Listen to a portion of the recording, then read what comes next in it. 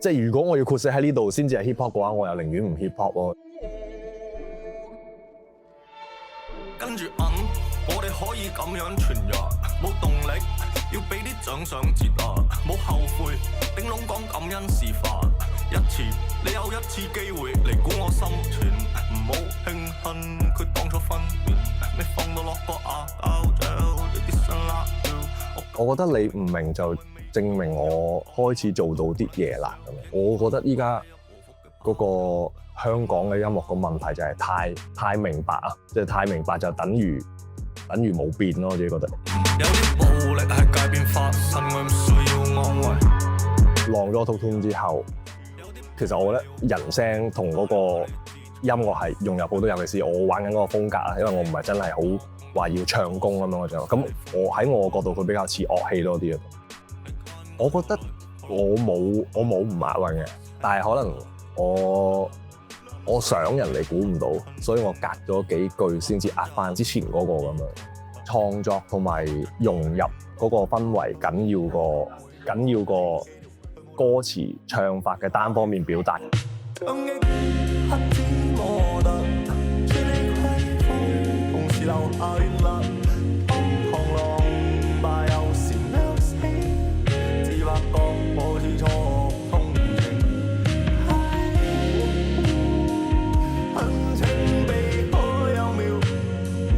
譬如泰臣佢依家喺香港咁勁嘅一個人，喂，大家揾你合作，可能都想做翻啲苦情歌咁樣。咁我覺得，喂，既然一個咁勁嘅人，我同你做 pop， 我哋不如做美國嘅 pop 啦。你要做流行，我試下做世界流行。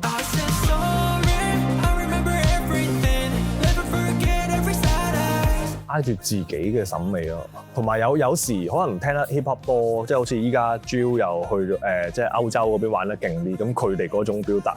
跟住 band for band， 講完一樣嘢，跟住但係劈一樣嘢，講完一樣又亂講嘅，即係有嗰種 hea 嘅態度，就係可能喺呢邊冇乜出現過喎，但係其實嗰樣嘢喺個靈感係歐洲嗰邊嚟嘅咁啊，所以我塞咗中文落去咁樣。